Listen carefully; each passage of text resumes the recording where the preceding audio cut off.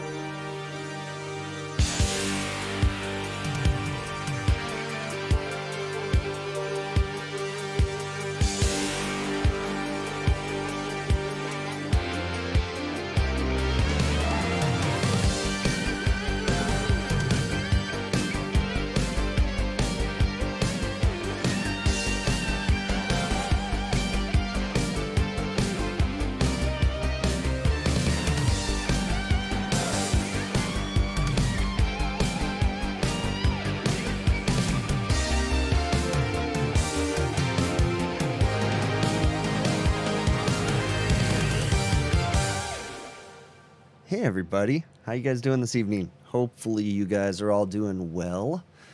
For the new people, welcome to the HVACR videos live stream in all its glory, right? Now, so obviously I make these videos on YouTube. The whole point of these live streams are literally to consolidate the questions, right? And I'm going to address that a little bit more later in the live stream because I want to talk about something too.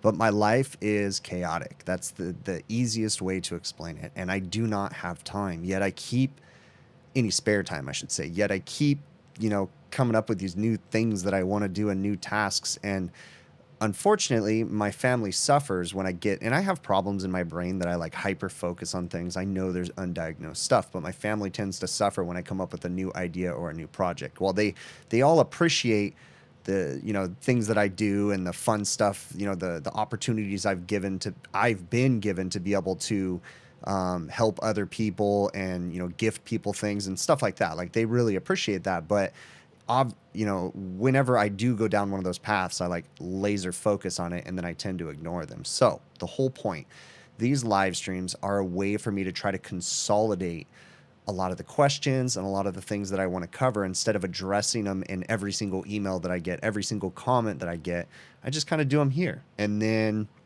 try to answer those questions. And I also do those in the show notes of the video or in the end of the videos too. But it's just a way to try to make myself have somewhat of a normal life, where I can just, when I get an opportunity, focus on, give 2 hours, hour and a half to the live stream, and then just go to town answering questions and talking about things. So, and I'm not going to say that I don't still stare at my phone all the time answering emails and stuff. I do, but I guess this is just one way to consolidate some of them. So that's the whole point of these live streams. One thing that I did do is at the beginning of this year, I went ahead and made, whatever. I made a decision that the live streams were going to start becoming more of a second thing to free time, right? So given opportunities, I've been taking a little more personal time and not doing the live stream. Still trying to stay on top of the videos, at least I try to get out 1 a week, but lately I've been doing 2 a week, so that's been cool. But, I'm so very fortunate to be given the opportunity to be able to share the little bit of knowledge that I have, and this little platform that turned into what I never expected it to, right? It's very humbling, and thank you all for all the comments, whether they be constructive or kind or even rude. I mean, I grow from everything. So thank you so very much for all of it. I really do appreciate the fact that you guys take your time to, to leave a comment or, send an email or something. So it's really awesome. So thank you very much. All kinds of cool, great people, regulars in here, new people. It's awesome. So thank you so very much. Lots of things to cover. Jesus Tapia is asking about my house project. That is on my list of things that I want to talk about. So want to get into that here in just a minute. So hello to everybody that's in there. Yeah, the Chipmunk says, good call. Burnout is real. Burnout is a thing. I have been through burnout many times in my career, and that's a great thing to start on. So thank you, bud. So, I started doing this many, many years ago. I mean, before I officially started doing it, I was doing it. I've worked and grew up working for my father, okay? Still working with my father to this day. Now, he doesn't turn wrenches. He hasn't busted his knuckles in many, many, many years, but he deserves that. He earned his right to be able to do that, right? And maybe I'll be fortunate enough to be able to do that someday too myself, okay? But regardless, learned everything good and bad from him, right? And even the bad stuff, I learned how to grow from that, right? The bad stuff just motivated me. The bad advice, the lack of knowledge in certain areas, because we all have it, right? I've given bad advice to people too, and in hopes that, the only thing that gives me comfort in the bad advice that I've given is I hope that someone realized it was bad advice and they did the research and grew from it, right? Because I've certainly done that many times too, if that makes sense. But burnout, it's something that has come many times in my career. I mean, even in my life, like there's times that you're just like, gosh, in different ways it presents itself. So any way that we can try to manage that, I think is so very important, let's talk about something else too. This trade, I hear this a lot. This trade causes a lot of divorces. Actually, the trade doesn't cause any divorces, okay? The people that choose to focus all their time on the trade is what leads to those kind of things, right? When they're not paying attention to other people. You guys get what I'm saying. Go check out the Cooler Heads podcast. Just Google that, whatever. You'll see my buddies on there. Brett, Joe, and Bill have been doing a podcast lately. And one of these days I'll make an appearance on there. I can't commit to being on there all the time, but I'll make an appearance one of these times. But they kind of just talk about this kind of stuff. They talk about how to deal with burnout, how your head affects things. It's a cool little platform. And I've done some of that on my channel too, with the How We Live, the HVACR Life series that my wife and I have done. If you guys don't already know, go to my YouTube channel. You can find my playlist and then look for the HVACR Life playlist. And that's just a bunch of interviews with my wife, Jill, or HVACR wife. Just a bunch of interviews with her where we kind of talk how we've worked these things out and what has worked for us that has, given us the opportunity to live this life, right? So check it out, and we need to do a new one of those soon. I know I've had her on the live stream a few times too, but great points that y'all have brought up, okay? So thank you very much, Chipmunk. That was awesome. Let's see what else we got going on here. Can a reach-in freezer be turned into a cooler? So if you guys have questions or things that you want me to cover, do me a favor, throw them in the chat, put them in caps lock, okay? And it just helps me to see them a little bit better, right? And I'll try to get to them. If I miss your questions or things you want me to talk about, feel free to shoot me an email, hvacrvideos@gmail.com, and I'll try to cover it there too, okay? So with that being said, Where I lost my train of thought. Where was the question at? Oh, freezer into a cooler. Or cooler into a freezer. I don't remember what it was. Let me find it here. Where's it at? Can a reach-in freezer be turned into a cooler, Danny? Okay. The short answer is yes, right? But the long answer is reach-in freezer compressor is designed for the suction saturation temperature of the gas coming back to help cool that compressor, right? Freezer compressors tend to be rather large, okay? Because in order to bring the temperature of the box down so low, you know, they need to have a certain size compressor, okay? Compression ratios are different. Okay. Now, could a freezer be turned into a cooler? Yes. But in the long run, that compressor is probably going to suffer because it's not going to be getting the right suction gas coming back to it. And it's probably going to end up being really oversized. So those are things that you want to consider. Could it be done? Yes. Have I done it? Yes. Is it the right way? No. And, you know, are there consequences from doing it? Yes. Okay. One of the biggest is the suction gas temperature for the compressor. Okay. Because if you turn it into a cooler, then you're not going to be maintaining the same temperatures. Also, the fins on the evaporator coil are typically spaced different for freezers, depending on the type of defrost that it has. So that can affect things too. The defrost strategy in general for most common light commercial refrigeration freezers is going to be an electric defrost kind of a situation. And electric defrost isn't very efficient on walk-in coolers, so you would have to do some rewiring, disconnecting the old electrical, setting up the fans to run in a defrost. You'd have to install a defrost clock, all of that, and you'd still be having the wrong temperature refrigerant going back to the compressor. So the you know, the lifespan is going to be diminished basically. All right, let's see what we got going on in the chat. What am I missing? Looking through a bunch of different chats right now. Ike, thanks for continuing to be a channel supporter. And then there was a super chat from Curtis Snyder. Thank you very much for that at the beginning of the stream, okay? All right. Have I had a walk-in fan blade fall out almost like in my recent video? Well, yeah, it just happened in the recent video. So, yeah, I've had it happen for sure. All right, let's get to the last 4 weeks of the summer. The last 4 weeks of the summer out here in Southern California were insane, okay? It was really interesting because we had a super mild summer, but then basically August 1st, it just turned to hell, and it was insane. Equipment is just getting older. It's having a hard time. Misting devices, trying to bring condensing temperatures down. There's ramifications for that. But I mean, it was crazy. It was nuts. I was just talking with one of my technicians today, my former apprentice. I have to remember that because he's not really my apprentice anymore. He's a technician. You know, he rode with me and worked with me for a year, and I've kind of been releasing him more and more to the wild, and he's doing great. But he did the on-call over Labor Day, and it was insane. And man, did he kill it. Like, I kept giving him opportunities, bud, I know you're working your butt off. There's another service call. I'd be glad to take it if you don't want me to. And he just kept taking them. He's like, no, I got this, man. And I did not have to go out at all on Labor Day, and he busted his butt. So that is so awesome. So again, the point I'm trying to make is he's not really my apprentice anymore because he's killing it. So this is awesome. And with that being said, before I go too crazy, I am looking to take on a new apprentice, right? And I put some stuff out on social media. I'm going to start putting it in my videos too. If you are in the Southern California area, specifically the Inland Empire, and you're interested in the kind of work that I do, I'd be willing to take you on as an apprentice if you want to learn the trade, right? Here's the thing though, is I really, really, really, really want you to have gone to trade school, okay? Now, here's the issue.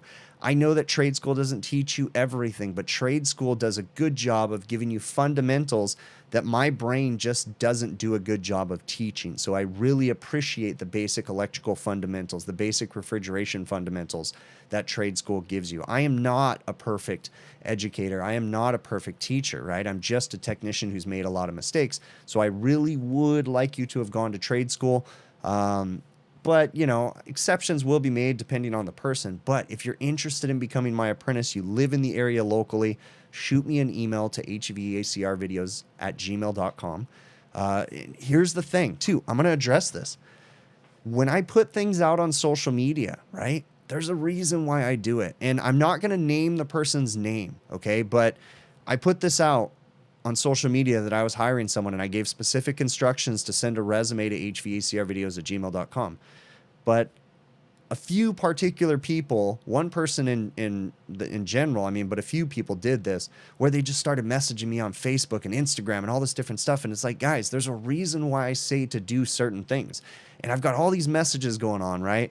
And then someone decides, because I don't have time to answer those right now. That's why I said go to my email, so that way I can look at them when I get an opportunity, right? So I had someone this weekend that like sent me message after message after message after message, and I didn't respond, right? Because I'm busy, I'm doing other things. And then finally, the last one, after like 3 or 4 messages, the last one was, why are you ignoring me? That was what he asked me. And I'm like, bro, like, for real, this is a Saturday. I'm not dealing with this right now, you know? And I gave specific instructions. Like, but anyways, you know, shoot me an email, hvacrvideos@gmail.com. I went up on a rant, but that one kind of got me, man. Willie Gilly, I think that's how you pronounce your name. Thank you so very much for that super chat, man. That is really awesome. Thank you very much for the support. You definitely don't have to do that kind of stuff, but it is very, very awesome, and it does not go unappreciated, okay? So thank you very much. Awesome. All right, let's get to the chat, see what I'm missing in here. Oh, but anyways, so the last 4 weeks were crazy, and we're finally coming out of the crazy heat waves, right? And it's starting to cool down. We're inching into fall. Now, we're still going to have some hot days in SoCal, but we're probably not going to be hitting 115 again, right? But we still have some heat coming, but it's starting to calm down, and we're starting to get a little caught up. We've got installs backed up like crazy. Customers over the last like 4 months have been sending us equipment like, yeah, we need this installed. Yeah, we want to install this. And I'm like, yeah, it's going on the back dock. We'll get to it when we get to it. You know, like that stuff's on the back burner, especially for the ones that are sending me stuff that they bought. If it's stuff that I bought, heck yeah, I'm going to get that installed as fast as possible, you know? All right, let's see what else we got going on in here. What am I missing here? All right.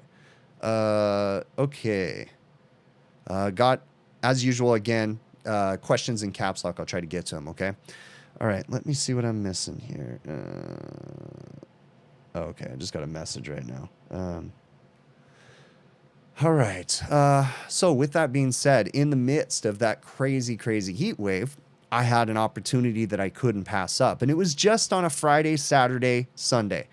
I flew out to Georgia. I was lucky enough to have the opportunity to fly out to Georgia and go do some video work at Heatcraft Refrigeration's headquarters in Stone Mountain, Georgia. So it was really awesome, right? So, you know, it was crazy, and luckily I was able to peel away just for the weekend. It was exhausting, though, by the way, right? Because I flew out. I took off from my local airport like Friday at, I don't know, 4 a.m. or something like that, right? Super early, whatever.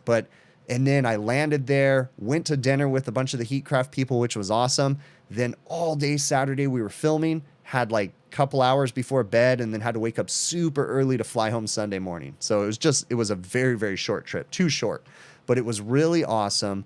And there'll be some video footage coming from that soon, okay? There'll be some interviews. We had some fun stuff, and we're going to do some new content on the channel that I've never done before.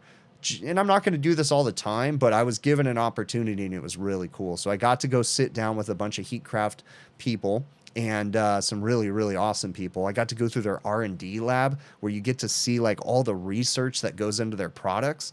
That was really cool. And then I got to sit down with several different people that work in different departments at Heatcraft Refrigeration. And we got to go through all kinds of great topics, such as AWEF compliance, right? Annual walk-in efficiency factor, which is a new Department of Energy government mandate affecting the entire United States with refrigeration equipment 3,000 square feet or less, like walk-ins and stuff. They're having to meet certain criteria. It's kind of like SEER ratings, but for refrigeration. But anyways, we went into that. We got to go into product like development. It was really cool. So stay tuned. Tech support, customer service, that'll be popping up on the channel in a few weeks, maybe in the next month or so. So let's see. But that was really cool in the midst of all that craziness. Okay. Another thing that I want to cover before I get back to the chat is, and I kind of talked about it a little bit, but this trade can be demanding, and depending how we focus on it, right, we still need to make sure we find an even balance for ourselves and for our family too. Because if you're 100% in work, and trust me, I'm saying this from experience, if you are 100% work focused, right? I'm so work focused that I started a second hobby that turned into a business that's work focused. So I go to work fixing stuff all day. Then I come home and I edit videos of me fixing stuff all night. Why? My mind is so nuts, right? But it's so important that we remember, or I am fortunate enough to have an amazing person that's in my life that keeps me grounded and is polite enough to grab me and say, hey, you're spending way too much time on this. You need to focus on us. And that's my wife. Okay. So she's really awesome. But it's not just like because of her, it's partially because of me too. And we as technicians in general, you don't have to be having all the crazy stuff that I have going on, but just simply if you focus too much on work and you ignore yourself and your family, you're going to have burnout. You're going to break down. So you need to take time for yourself and you need to take time for your family. And again, I'm telling you from experience because I've learned the hard way. Okay. One of the things that my wife and I do that helps us is communication. Okay. My dog's over here sneezing like crazy. I think he's allergic to my cat. He's over here smelling my cat. Hey, get away from her, dude.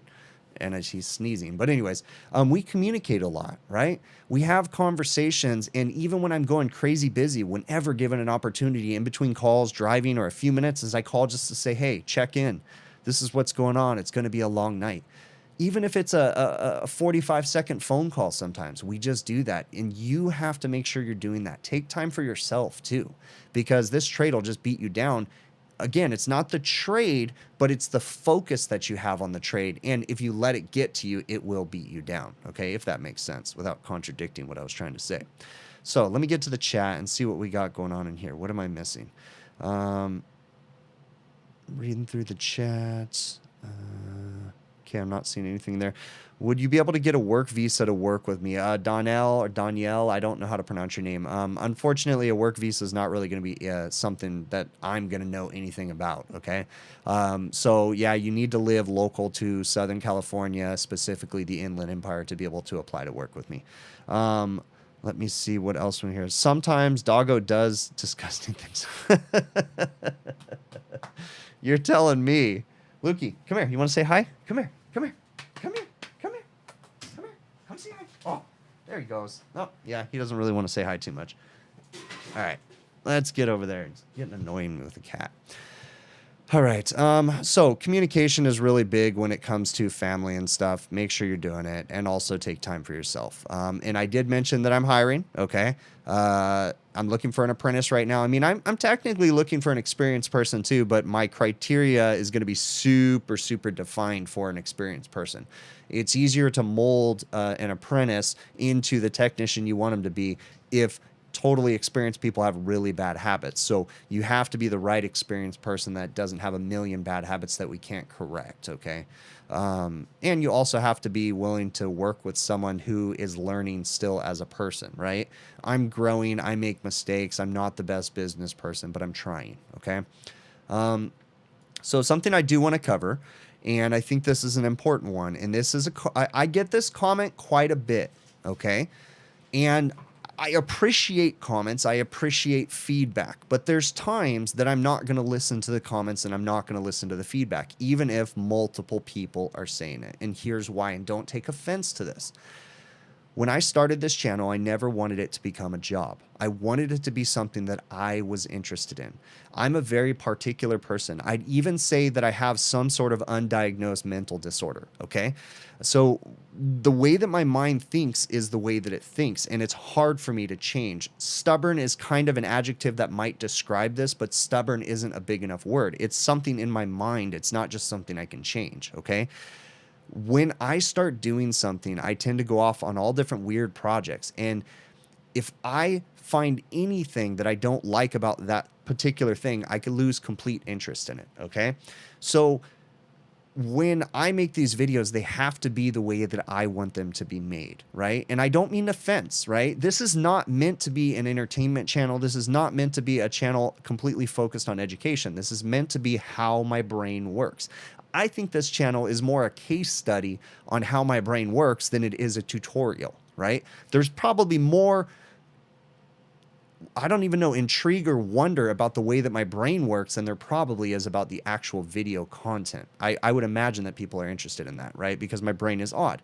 So there's some things that people ask me to stop doing, or they, let's just say, complain, but complain isn't the right word because they're more or less comments. And a lot of the times they're constructive comments where people are trying to help me grow the channel. But the way that my brain works is I just have to do it this way, or it just becomes a problem, okay? So in the closing notes of my videos, I tend to have closing words, right? And sometimes they're long, sometimes they're short, sometimes I go off on tangents. That is, they have to stay, okay? Because what happens is, as I'm editing these videos, I see a lot of things that I see my mistakes, right? So think about this as a person, right?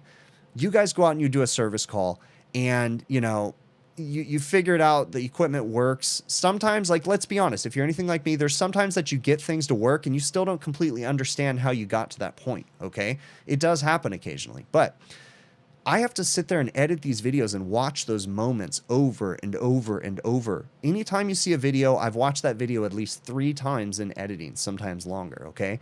And when I see that, that stuff starts to dig at me. So I have to address the mistakes that I've made. I have to address the talking points, because that's just how my brain works. If I don't, then it's just not the way that I want to do things, if that makes sense. So I don't take offense if you guys don't watch the closing words, and I certainly don't take offense if you can't handle the way that I make the videos. Again, please don't watch them out of an obligation. If you don't like them, it's okay, right?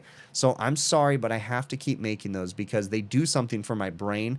And I get a lot of comments from people saying the closing words, they don't like them or they're too long. And I hear you. I mean, a good majority of the audience doesn't like them. But the 5 to 10 people I get a video, every single video, that say they do like them, it's worth it. Because if they're getting something out of it, if I'm sharing a piece of knowledge that could help them grow, even for 5 people out of the 30 to 80,000 that watch each video, right? Because I typically get anywhere from 30 to 80,000 views on a video. If 5 of those people got benefit from that, then the 5 people are worth it to me, if that makes sense, right? I have to do this my way. So thank you for the comments. Thank you for the feedback. But I apologize if I can't make them the exact way that you want them to be made. I hope you can stay, but if not, I don't take any offense, okay? Is checking compression ratio important to me? Well, yes, compression ratio is important, but honestly, it's not something that's drilled into my head as a troubleshooting means. I came old school where I didn't think compression ratio. What I thought was differential between high and low side. But come on, how far different is the differential between high and low from a compression ratio? It's a pretty direct relationship, right? So I think about it differently. I don't necessarily see compression ratio, but I understand and I appreciate the value in using compression ratio now, but my brain just doesn't go to compression ratio when I'm diagnosing. So I know it's important, but I don't use it every single moment of my day, even though I know I should, right? So that's the point I'm trying to make. Compression ratio is huge, and compression ratio can tell you so much about a compressor. Go to Copeland's website and go to their diagnostic tool on their website, and it's really interesting what it can tell you about a compressor, what it can show you I think it's a Moliere diagram or whatever, where it shows you the performance, and it'll tell you if that compressor is operating outside of its envelope that it's supposed to be operating in. It's really interesting too that compressors, they have a pretty tight little envelope that they're meant to operate in. And when they go out of that envelope, bad things happen. So using compression ratio is a really important thing because it helps you to understand more about the operation of compressors. See, coming up in the trade, I never thought that a compressor running hot all the time did anything. I mean, it was there. The air blows across it. It cools it off. I always thought that it was fine. But now you know so much about the thermal overload of a compressor and what it can do and how it can affect it. So it's a very important tool to use. I do not use it enough.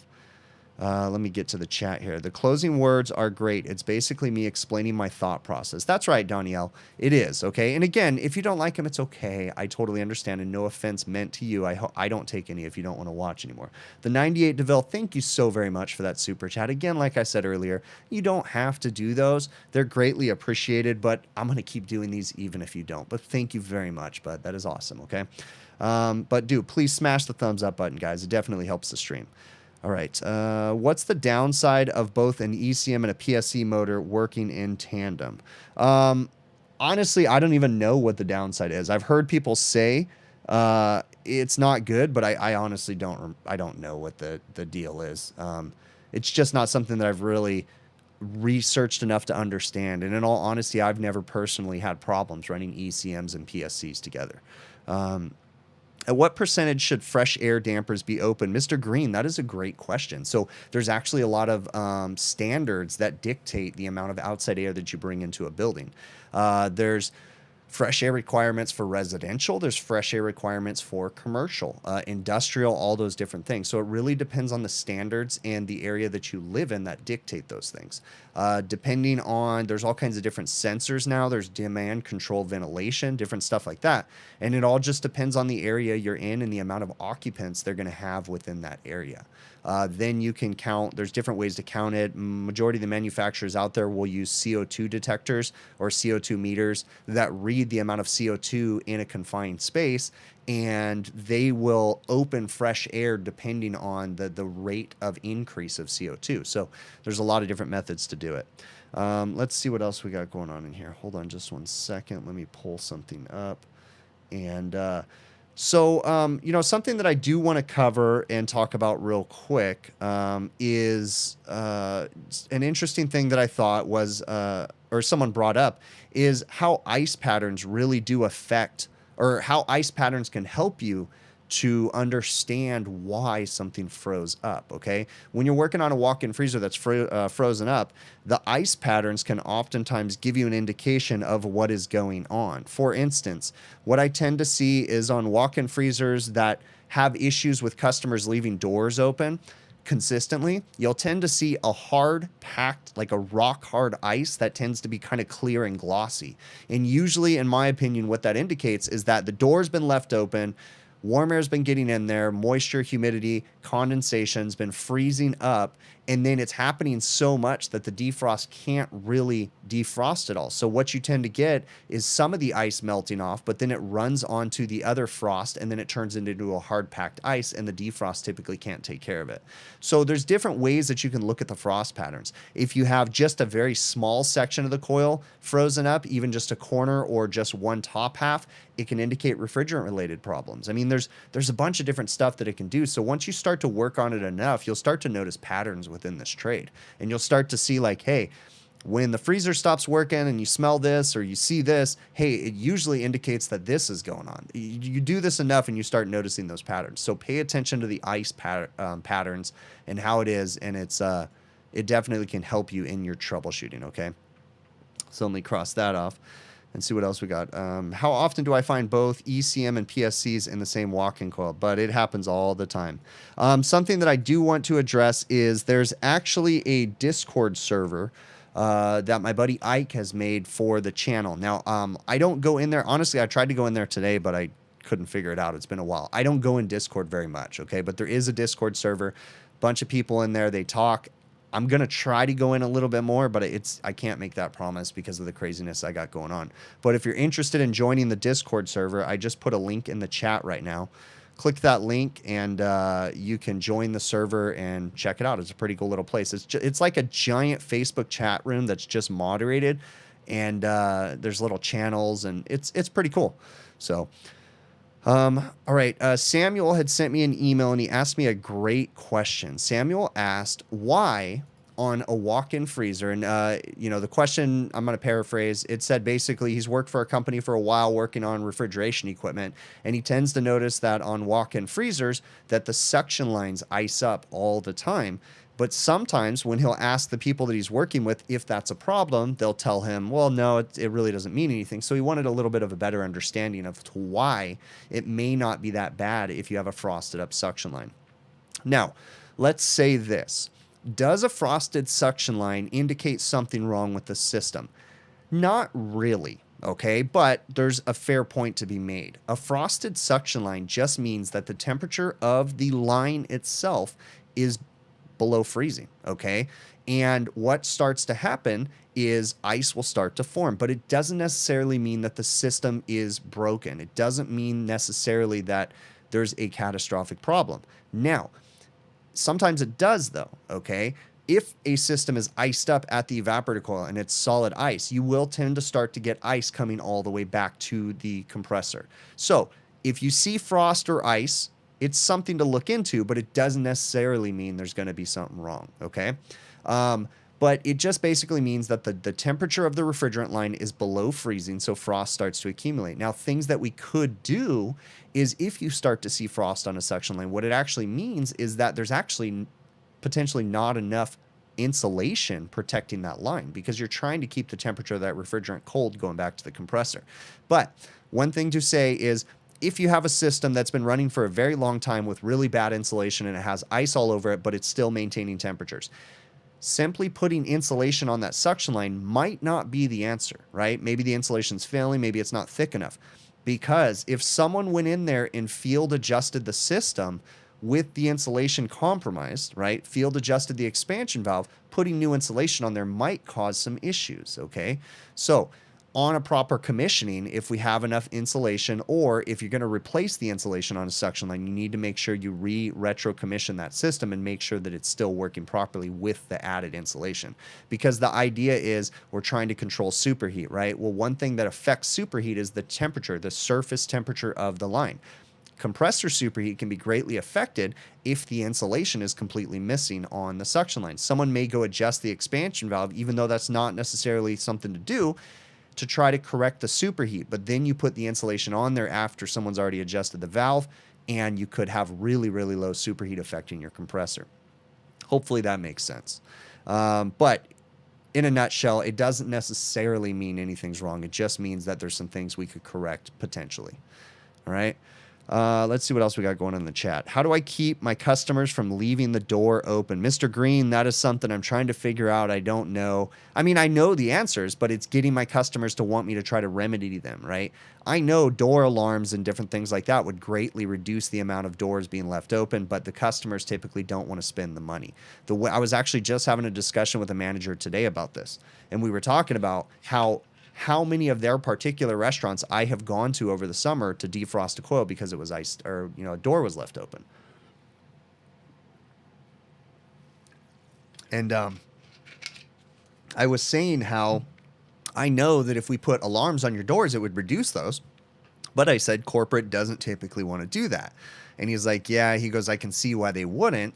And this is what both of us think, is that corporate sees it as, well, those are just habits that we need to correct. Why spend money when we can educate people and correct it? Well, the problem is that education's not making it down to their staff, and they're just throwing the money out the door. Now, I think at one point the corporation will get to the point, because they used to be there, where they have a true team that really cares about the entire building, but right now they don't. So it's kind of a weird area. So getting them to shut the doors is like a task that's almost impossible at this point. Where am I at with the house project? I saw Jesus Tapia was asking. Someone else was asking about it too. So I am currently, if you don't already know, I released my first video on my house series, and it was just kind of an intro video showing how I live in my home, what kind of problems I have, and how ridiculously bad my air conditioning install is, right? It's been installed in my house for over 8 years. I've lived here. It was already here when I got here, and I just dealt with it. I've just been so busy. I'm finally getting around to changing it, and I'm taking the big picture approach. Okay? So, sneak peek, right? Sneak peek to this. I've been able to convince the Energy Conservatory and Retrotech. Guys, these are two competitors, two competitive companies. I convinced both of them to send me all of their products that they make, tools. Each one of them sent me everything they have. And I'm able to use both of their tools. And the cool thing was, and I'll explain this in the video too. I guess I should have said this, but the cool thing was, this was Bill Spone's idea. I reached out to Bill Spone and I was like, hey, I want to replace the air conditioner in my house. I have an idea. Do you think any of these companies would be interested? And Bill Spone came up with this idea. He said, I think they would. And we were talking about Retrotech and the Energy Conservatory. And he goes, he had this great idea. So he sent out an email just introducing me to both of those companies. And he said, I have this idea, and this is how I'm doing it. This entire video series, I got Retrotech and the Energy Conservatory to send me all the airflow measurement and building performance tools they have. And I'm not going to pick one of either of those two companies. They're both going to get equal time because I'm going to have a test in video. I'm going to have a test out video. So they jumped on board and were able to do all these cool tests to my house. And it's not like I'm making a video for one or the other. I get to showcase both of their tools in this. So anyways, I'm probably spoiling a little bit too much. And I think it's good, though, that I share some of this. But I'm replacing the air conditioner in my house, and I'm going all home performance on it. I'm putting blower doors on my house. This last weekend, I was measuring with the blower door, and then my mind's racing with all these different building performance things. And it's like, hey, I put the blower door on, and I've got tons of air leaking in my house, and I'm correcting it, and I'm coming up with these ideas where, and you guys will see it in the video, but my mind is just going in all different directions, and this is a very eye-opening thing. I have no idea about building performance, and I am learning on the fly here with some very awesome people. Steve Rogers from the Energy Conservatory gave me a private 2-hour-long lesson, and we're getting lessons from other people at the Energy Conservatory, and Retrotech is sent me training lessons and different stuff. So it's really cool, and I'm learning it all, and I'm getting to use this knowledge. And I have such a respect now for the home performance guys that really know what they're doing, because my gosh, this is some crazy stuff. And all this, and I haven't even decided what kind of air conditioner I'm putting in my house yet. So I want to have fun with this. And just like I said a little while ago with the way that I'm doing my channel, guys, how do I say this without sounding wrong? I get companies all the time. Don't take this the wrong way, please. Okay, I'm not trying to brag, but I get companies all the time saying, hey, we want to send you our products. We'll pay you this much money, all this different stuff. And I don't pick very many of them. Okay, I have worked with a few, but I'm very particular, and I'm also a pain in the butt when I finally choose to work with someone, because again, like I said, I got this mental thing in my head where I have to do things my way, and I'm not going to steer away from that. So there's a lot of people that want to work with me. Then I tell them the way that I work and how I'm not going to say this, and I don't do scripts, and I don't talk about this. So the point I'm trying to make is the people that I have chosen to work with, the Energy Conservatory, Retrotech, Sporlin, Field Piece, Heatcraft Refrigeration, they all let me do my thing and still have fun with it. So this is going to be a fun project. We're still in the measuring phase. I'm still filming stuff. I'm kind of trying to figure out what my next video is going to be, but we're turning this into a whole awesome series. And you guys are, if you're interested, get to come along and see how my brain works, right? You know, am I going to do this? Am I going to do that? I don't know. We'll see. Let's see what else. Scott, HVAC rookie. Hey, that's another thing that this platform has allowed me, is to make friends. Friends, like, it's funny because we used to call them my fake internet friends. My wife actually coined that phrase, your fake internet friends, right? Because I met these people virtually. I met Scott, and then we've got to meet in person. The Overtime guys, and then we got to meet in person. Like, I'm so fortunate to be able to meet these cool people all around. Scott used to live really local to me, but he moved a little bit of ways, but he's still in California, and we get to meet up every couple years, usually at AHR. I don't know if you're going to make it to this one, Scott, but I'm definitely, talk to me if you are. So we'll figure something out, man. But yeah, it's been cool to be able to meet these awesome people and get to hang out with them and stuff. Let's see what else. So yeah, and please don't take what I'm talking about with the way that I'm running this channel about being able to charge people for things. Don't take that the wrong way. There's some people I don't charge, okay? There's some people I'm just like, hey, send me this tool and we'll call it even. But the point I'm trying to make is that I hope that you guys understand that nobody owns me. Nobody makes me do anything. Money, money is something to me, right? But it's not everything to me. Right. So I'm just doing my thing, and these companies have chosen to work with me. And I'm telling you, what the demands they have to meet, the things that I won't do, is bigger than the list of things I will do for them. Like, I'm just like, nope, nope, nope, nope, nope. So it's not just about money, and it's about me having fun and getting to do my thing. Okay. But thank you all for giving me that opportunity. Okay. Again, I hope that didn't sound the wrong way.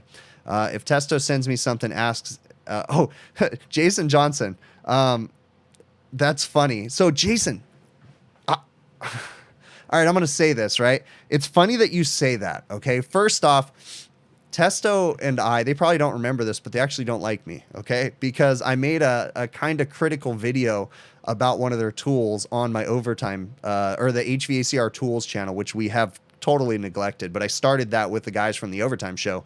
and we were sending tools. So here's what I did. I bought all these tools, and we're talking about all these new tools. Hold on. Stop it. No. Had to discipline my dog. Stop. Being a little punk right now. So we ordered a bunch of tools, and I sent them to all the guys, and we made a video about the Testo manifold. And I totally forgot this because your comment just reminded me about this. So it was not very nice about the Testo manifold and the new wireless setup that they had. And it was just, I found some ridiculously dumb stuff in it. And so I said it, and I made a video, and I was like, here's my thoughts, right? And they reached out to me, and I forgot to even message them back. I didn't even talk to them. But yeah, Jason, your comment is something interesting because I have an idea with that. You're not too far off. I was thinking about that. I get so many people, and I can't say this is going to happen, but it would be kind of cool if I could.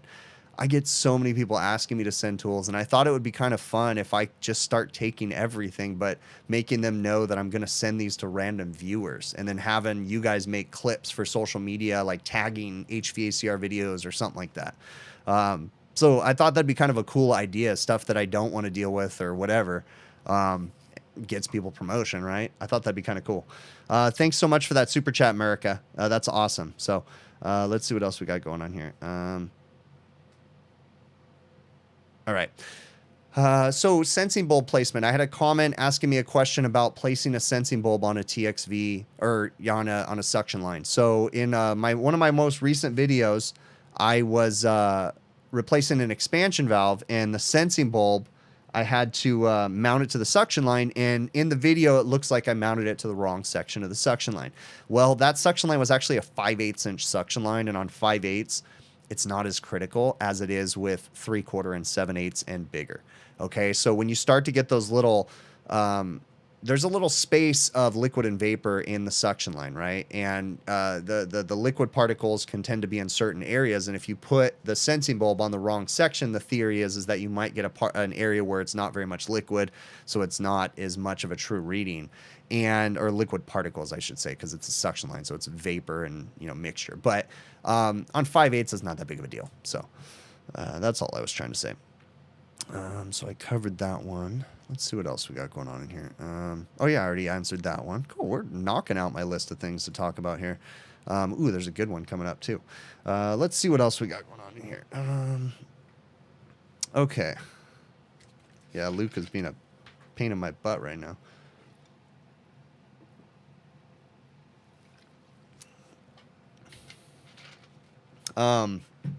So this was a really cool question.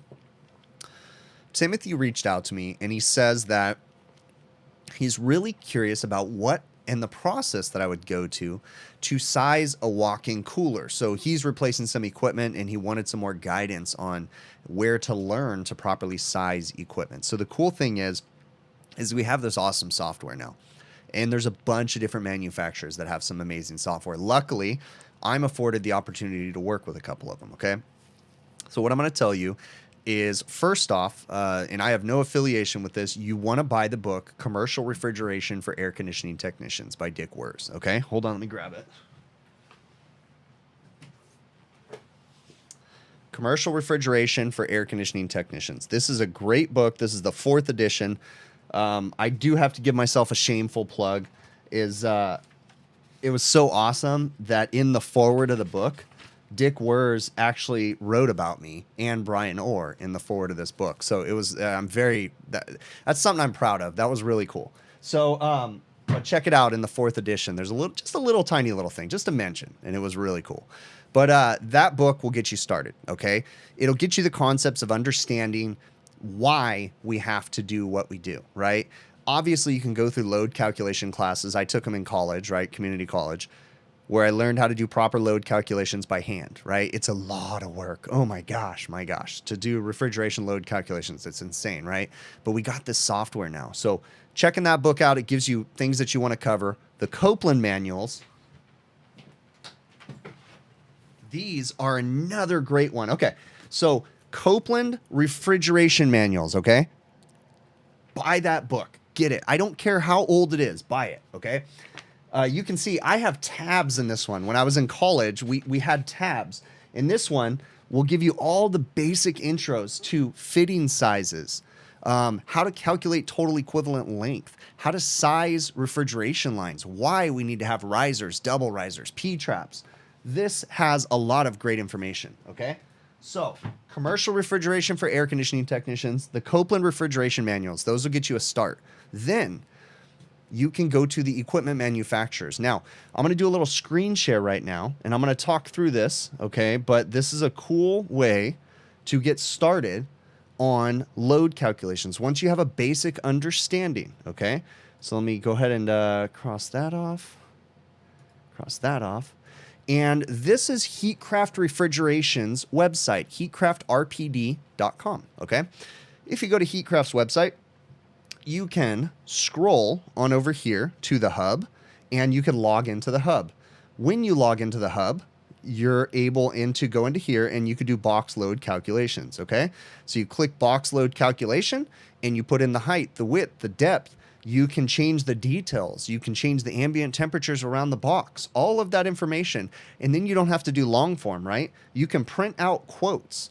Then once you do that, shoot on over to sporlanonline.com, right? And go to there, right down here in the bottom, there's a little pop-up that's going to pop up right here. Where's it at? It's called Virtual Engineer. When you go to Sporlan's website, go to the Virtual Engineer, you download it, it will help you to size expansion valves. It'll help you to size liquid line dryers, refrigerant lines, tells you total equivalent length, all that different stuff. It gives you tons of information, all the different valves. So between the Heatcraft Refrigeration website, you can find the load that you have. Then you go to Sporlan's Virtual Engineer, you design the refrigeration lines and, you know, that stuff, right? Then you can go to the manufacturers and you can select your equipment and what you need to make the system operate properly. And that's a great way. So between the books, then go to the websites. And that was such a great question. Like, I didn't plan on doing that, right? Now, another thing too is Sporlan, Parker Sporlan, actually has a webinar going on tomorrow on their case controllers. I believe it's the SC3 case controllers. And if you go to their, I'm going to send a link right now, and it's during the day. They started these back up. It'll be 1 p.m. Central. They do these webinars. Now, they will release this as a YouTube video after, but the webinars are cool because you can answer the question or ask questions live, kind of like these live streams. So check out that webinar. It's going to be on the, I believe, the SC3 case controllers. And that should give you some good information if you're interested in it. Okay.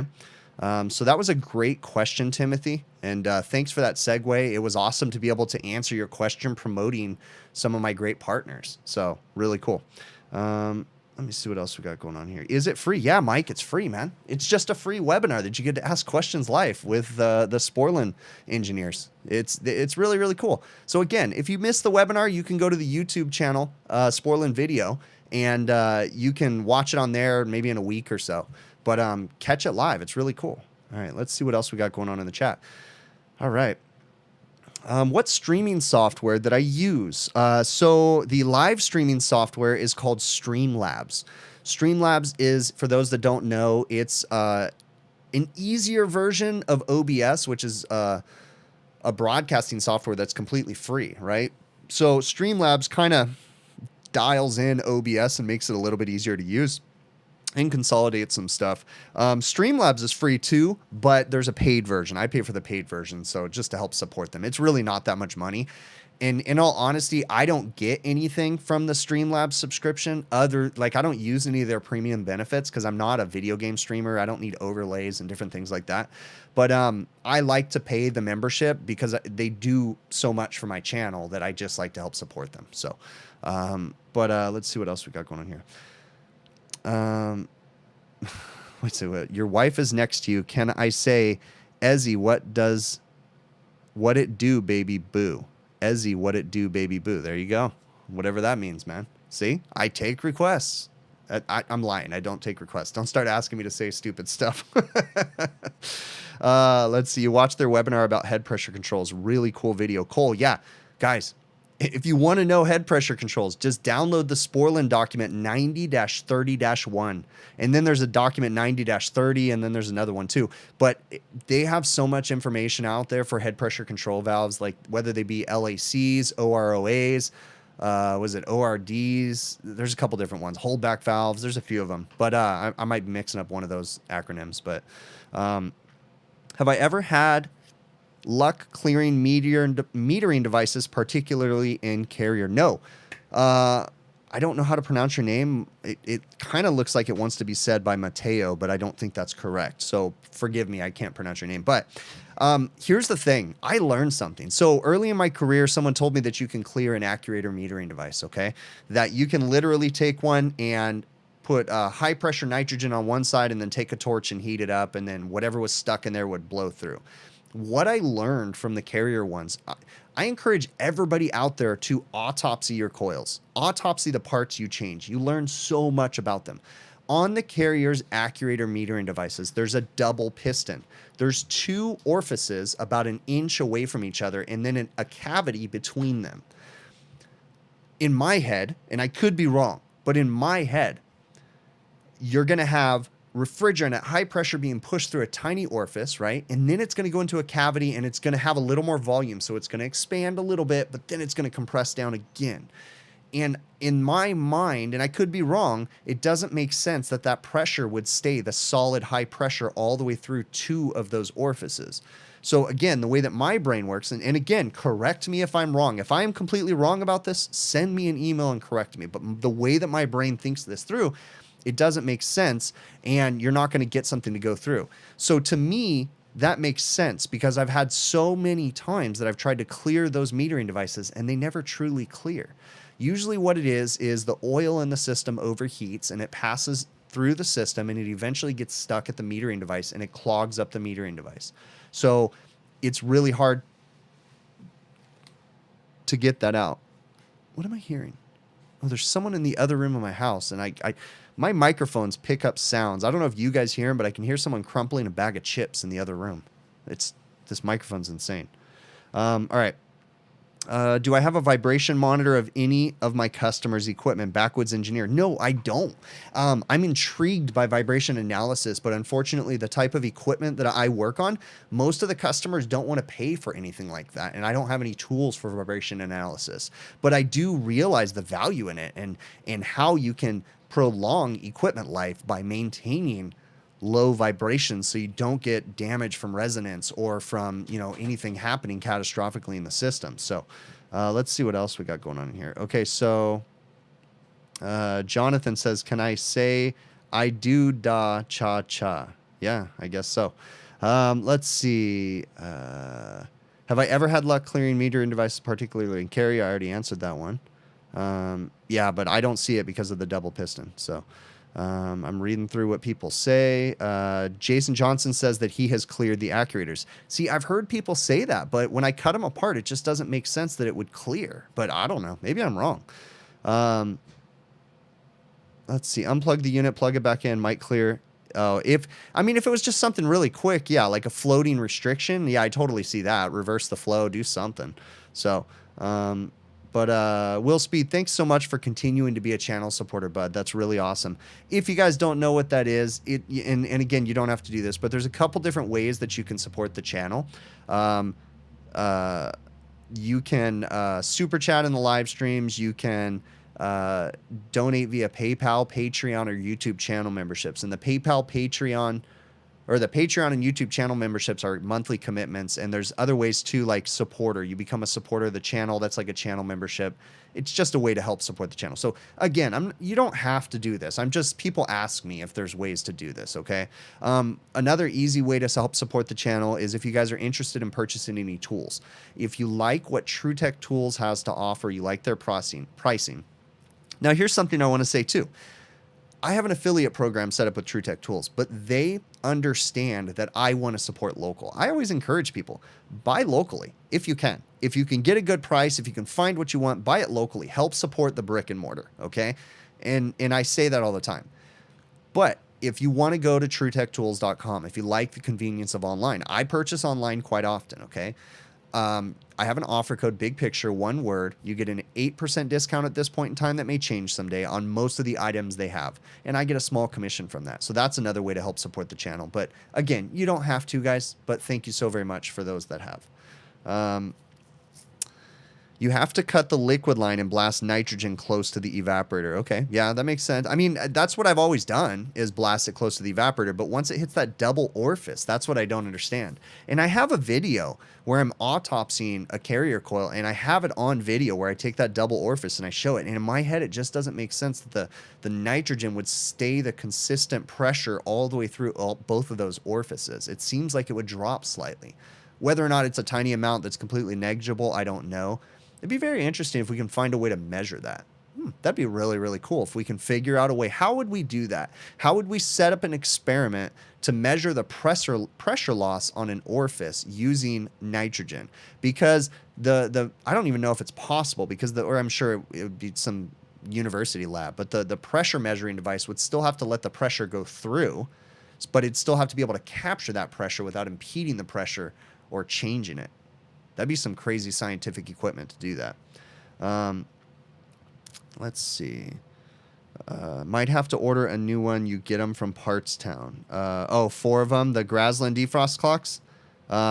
Okay, so here's a little fun fact. If you work on the Graslin defrost clocks for the reach-in coolers, specifically Delfield and Hvacr buy a Graslin time clock that on the back of it, it says FM1 QTUZ. Okay, if it says the QTUZ on the back of the module, that module has a battery backup in it, and it should hold its time for 150 hours of off time. So it should hold its time if it gets unplugged. So if you have a Delfield unit or a Hvacr unit that has one of those tiny little Graslin modules, if the time is ever incorrect on them, if it has the factory clock, it's bad. And it's really, because I mean, unless the customer has it unplugged for more than 150 hours, but most customers don't.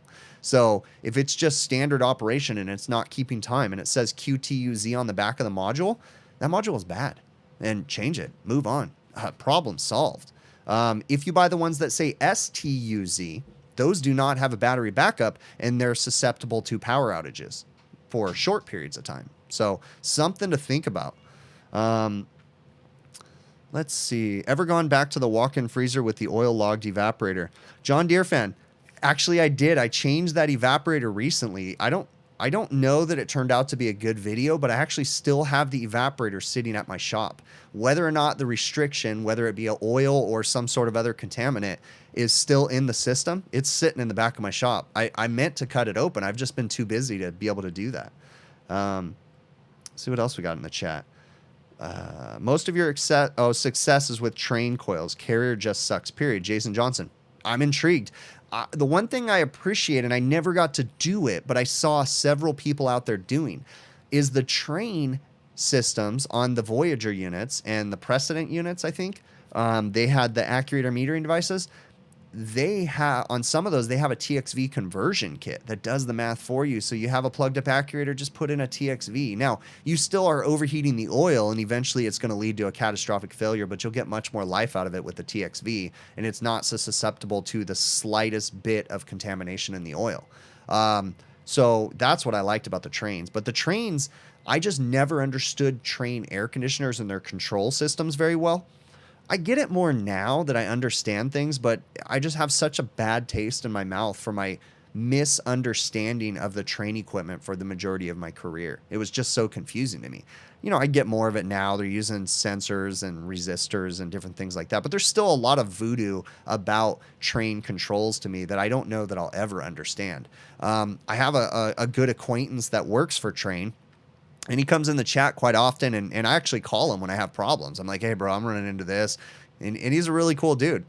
So it's cool to have friends like that. But yeah, I still don't understand train. I'd like to get my hands on their software, because I have one customer that actually has a full, the salesman from train just blew his wad selling to this customer, because they have the concierge control system that controls their lights and their air conditioning. Then the ACs have wireless connection. So the thermostat's wireless to the air conditioner. The zone sensors are wireless to the thermostats. Like, it's this whole setup. And then they got variable speed compressors in the ACs. They're freaking spaceships on this roof. And I have no access to the control system. Haven't for 3 years.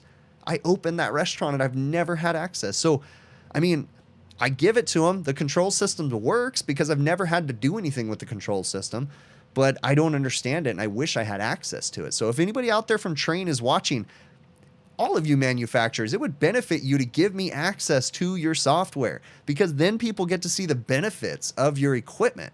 So if you're a manufacturer, reach out to me. If you know one of the manufacturers, reach out to me. Tell them to reach out to me. It would benefit all of you guys to give me your software so that way I can use it in videos and make people more interested. It would help to sell your software. So reach out to me, because, gosh, I need that stuff. I need to understand it better, you know? I need to get a copy of Tracer. My local Trane dealer can set me up. That's what Will's saying. Yeah. The TD5 controllers are nice. Let's see. What is recommended to have a P-trap? When is it required to have a P-trap on an evaporator? Both of these will teach you that. Commercial refrigeration for air conditioning technicians and the Copeland refrigeration manuals. Both of them have great information on the things you need to know. And then the manufacturer's data also has that. But typically, if you're seeing long rises in the suction line, I want to say it's like 15 to 30 feet of rise or something like that. Every manufacturer is going to be different. Then you want to have a suction P-trap. And sometimes you need to have 2 suction lines going up, depending on pressure drop issues. And there's all kinds of cool stuff. And you can learn it in those manuals and reaching out to the manufacturer. So let's see what else we got going on in here. Ever use, and I see that, Will. Yeah, I need to get set up with that.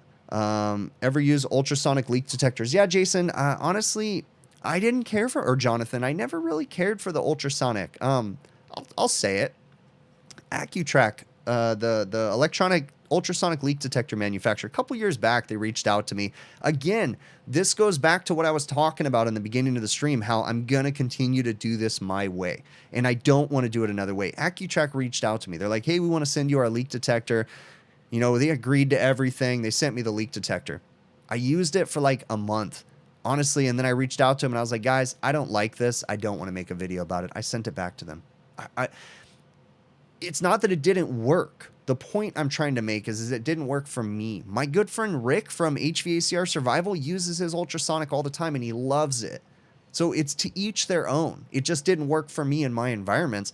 And I'm not going to make a video just because someone wants me to. I'm not going to make a video just for a free tool. I didn't want the tool. I sent it back. Okay.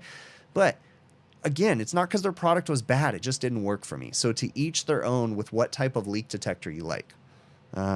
Is the AC at my shop as butchered as my house AC system? Jesus, yes it is. And guess what, Jesus? I myself put in the HVAC system at my shop. I did. And it's oversized and butchered too. Now, I did not put in the AC in my home. That one was actually installed when I moved into it. But I did the one at my office. So, hey, once we finish this, maybe we can jump on my office one too. And then that one will be awesome because I can explain my logic when I oversized it and my misunderstanding of design when I oversized my own office air conditioner. Walter Fizzer, thank you so very much for that super chat, man. That is awesome. Or super sticker. You didn't have to do that, but that is really, really cool. Thank you everybody for all this awesome support. Okay.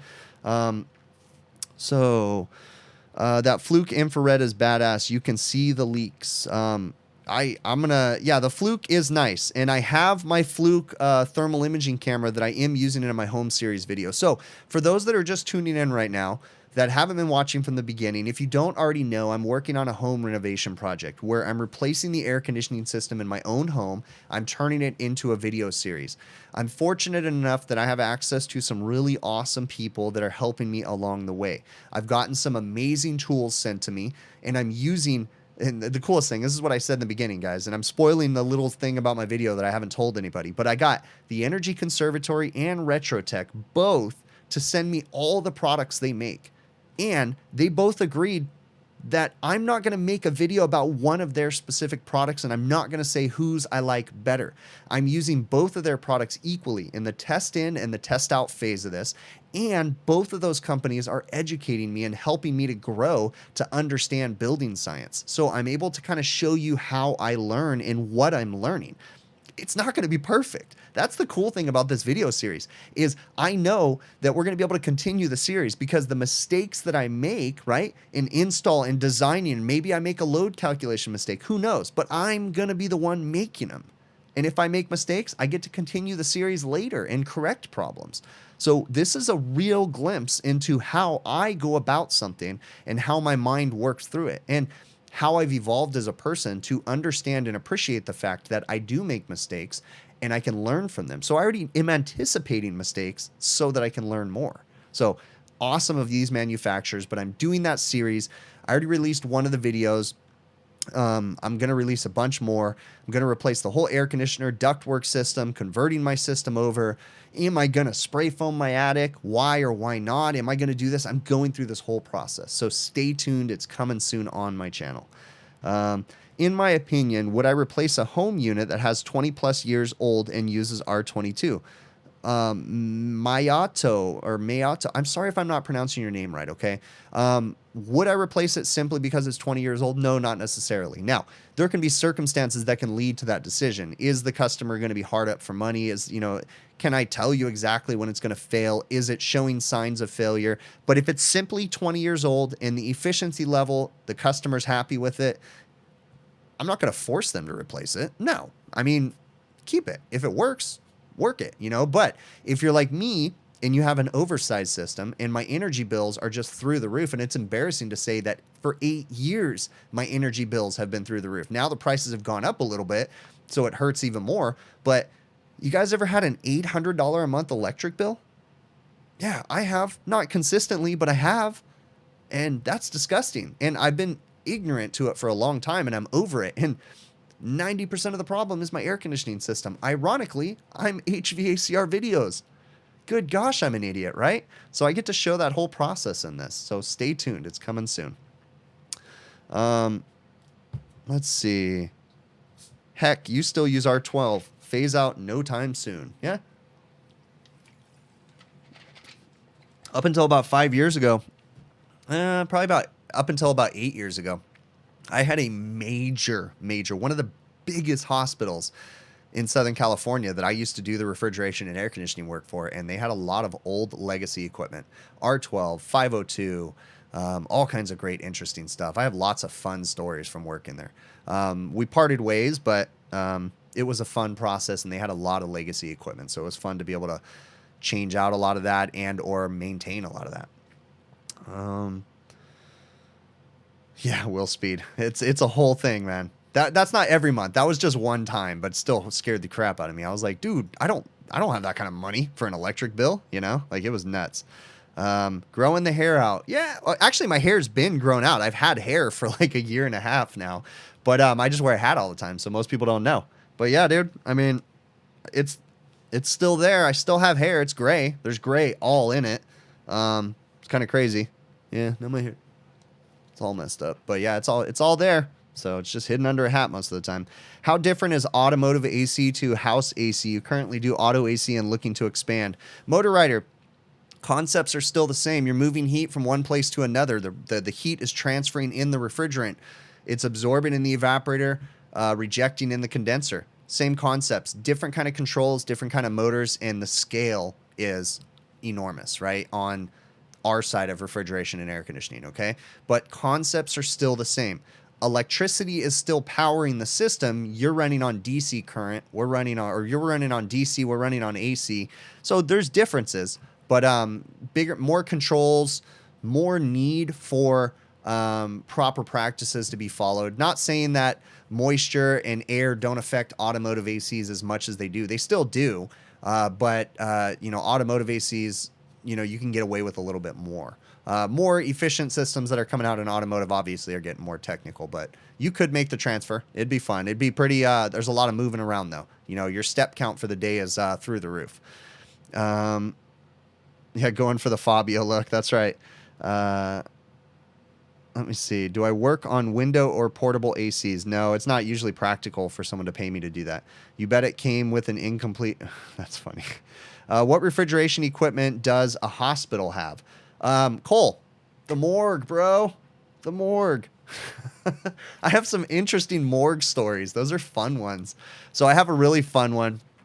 But obviously, too, they have scientific refrigeration in the hospital. So you have preservation of what's left of you after you die, right? You have the refrigeration in the morgue. You have the air conditioning in the building. And the air conditioning in hospitals is actually one of the most intricate places because in different environments, different parts of the hospital, they have to do certain things. Sometimes you may be working in an operating room that deals with biohazard situations, right? So they may be in a negative air pressure where they're sucking air out of the building, right? Different buildings might be in different situations. You might have clean rooms that are completely separate. They have their own air source for the clean room, and you have to go through buffer rooms to get into those where it evacuates any outside air. There's all kinds of different ways that they use air conditioning and refrigeration in hospitals, right? But then you have the scientific stuff where they're working on the blood work and they're doing different things like that. You have down in pathology where they're examining body parts and different stuff. It's actually really interesting working in the hospital stuff. So, but I have a morgue story where I had an apprentice working with me, and he'd been working with me for a couple months, and he was doing really good. And so we were both working in the morgue one time, and we had what they called a 4-passenger morgue cooler. Okay, so imagine 4 reaching cooler doors, but with giant gurneys on carts inside of each one, so they could hold 4 passengers, right? So we had a 4-passenger morgue cooler that had like 3 of the 6 evaporator fan motors was bad. Okay. So in the type of customer this was, they like to be very proactive, right? So this system was old. They wanted all the evaporator motors replaced. They don't just change the bad ones. They're not looking to save money. They're looking to maintain their equipment because it can be catastrophic if their equipment is not maintained, right? Big bad things can happen. So 6 evaporator motors, we replaced them all. They were in bad shape. We put them in. I had my apprentice do it. It was something great for him to learn. And it was also kind of funny because he had to climb into the cooler, pull the gurney carts out, and he's in there working, standing inside of it, defrosting it, changing the motors. So it was kind of fun. I got pictures somewhere of him in there, but I can't share them, but that'd be kind of cool. But you're not supposed to take pictures in those places too. I probably shouldn't have said that. So if you're ever working in sensitive facilities, don't take pictures when you're not supposed to. But come on, man, you're in a hospital. You're seeing some interesting things, okay? Never of people, but of... Yeah, let's just not go there, okay? I'm not going to go any further because I'm digging a hole. But so I had him change all 6 evaporator fan motors. Then I kid you not, 2 o'clock in the morning that night, I got a phone call from the hospital, 911. We need you here now. Something's wrong in the morgue. It's bad. And I'm like, what is wrong? He's like, something's on fire. And it's like, well, okay, So it's like I rush over there, and we get there to find that every single one of the 6 motors that we installed earlier that day had burnt up, and they were smoldering, okay? So we bought the wrong voltage. I bought the wrong voltage motors, right? And I probably would have caught it when I was installing them, but because I had my apprentice do it, he didn't do a single thing wrong, but we learned a valuable lesson. Don't trust anybody, even if it's your boss. Double check him. So I gave him the wrong voltage motors. They had that cooler loaded full of passengers. I kid you not, that hospital was such a fun place to work. They were awesome people. If any of you guys are watching this and you worked for that particular hospital, you know who I am, right? Reach out to me because that was a lot of fun. And we could laugh about some of these stories, but they laughed at me for months. They didn't fire me. They didn't, because I corrected it. I got it working, no problem. But they thought it was the funniest thing, the engineering team. And I kid you not, that box smelt for at least a year of burnt electrical. Every time I had to work on that, I go and it's like, oh God, it still smells like burnt electrical inside that thing. And the engineering team, they would do their PMs and they'd go by and they would joke with me. Like we had so much fun, but they would joke with me when I would come in. They'd be like, yeah, I did my PM on the morgue cooler. Still smells like burnt wires, and it was just that joke that we had, but they were great people. And that was a fun story. My apprentice learned a lot. So that was a really fun one. Let's see. Throw an HVAC party, rent out a round table. Let's get some brews and HVAC stories going. That is actually something that myself and the overtime guys have actually thought about doing.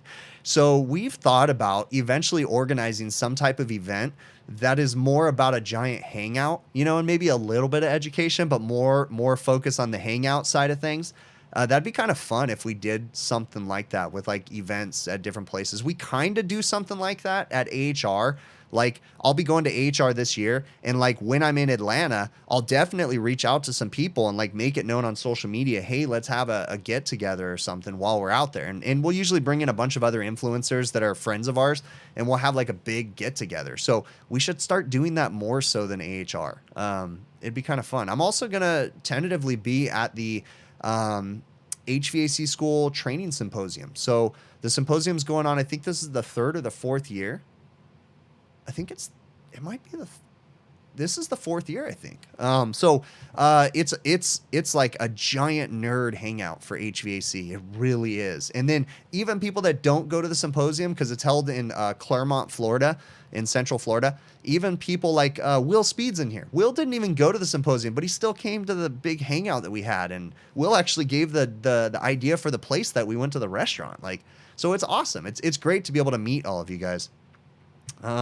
Would I consider working on chillers? Adam, yeah, I would, but unfortunately my business model, it's hard for my business to get involved in chillers because we stay in our lane and we do light commercial refrigeration and air conditioning. I'd have to hire a whole different group of people.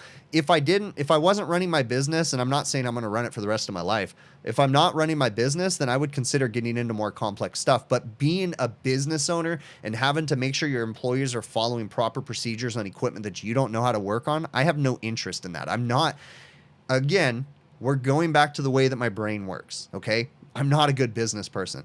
My brain does what it wants to do, and I don't like compromise. I don't like change. So, you know, I'm not going to run my business in a way that I don't want to. So I'm not going to get involved. It's not just about money. It's about more having fun. I like fixing things. I hate running a business. It's stupid. Anyways, hopefully that makes sense.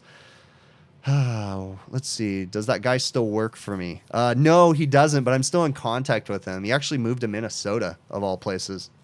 Really cool dude. A bunch of people messaging me right now. If you're messaging me, I'll have to get to you later. Oh, what is this?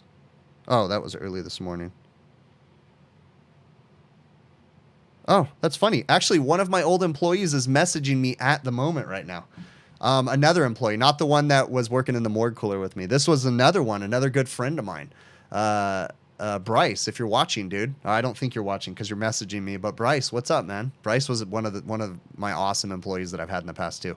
It's kind of cool when you can run a business long enough that, you know, people change, right? People want to move on. Sometimes in the past, I've screwed up. Other people have screwed up, you know, but whatever. We can live with it, and I can still get along with people. Life happens. They moved on. They went to whatever better places. It is what it is. You know, it's cool to be able to have people that have worked for me that I would consider to be kind of friends, you know? It's kind of neat. Let's see what else we got going on in here. Would I ever consider using older analog style gauges instead of my field piece digital? I have. I grew up learning on the analog gauges, but the technology that we have with digital and the stuff that it can tell you, there's not really a need for analog for me very much anymore. Setting pressure controls, analog's the best, but other than that, digital does it for me. Would I ever consider... let's see. Anyone remember central chiller plants? They have some of those at the hospital that I used to work at. You're trying to organize things, Sonny, so you can get down there for the symposium. Right on, man. The symposium is going to be awesome for sure. Am I on time of use or on my electric? Yeah, I am on time of use. Edison charges you double from 4 to 8. Yeah. There's specific times that you have to make sure you're not using electricity. You got to be careful about that stuff. Yeah, I am on time of use, so that's part of the reason why. Am I on? Okay, I already answered that one. Let's see. Well, right on. It's time to wrap this up. My throat's starting to get to me. This happens, especially as the air's starting to dry out when I talk too much. So I really appreciate y'all making it to the live stream. Thank you so very much. definitely check out the HVAC Overtime channel. It's a show that we do on Friday evenings about 6:05 p.m. Pacific time. It's myself. It's like 4 dudes sitting at the bar. Okay. It's uncensored. If you are very, very sensitive and don't like bad words, no offense, but you don't want to come over there because it really is a bunch of guys hanging out. My channel is super clean, this thing, but the Overtime show is a little more raw. Okay. So definitely come check out the show. It's myself and my friends hanging out. Sometimes we talk about HVAC, but most of the time we don't. It's just us hanging out, talking about everything. HVAC Overtime channel. I really, really appreciate y'all making it to the end of this video. It's been really awesome. Thank you so very much. I am going to cue up the outro music, and we will catch you on the next one.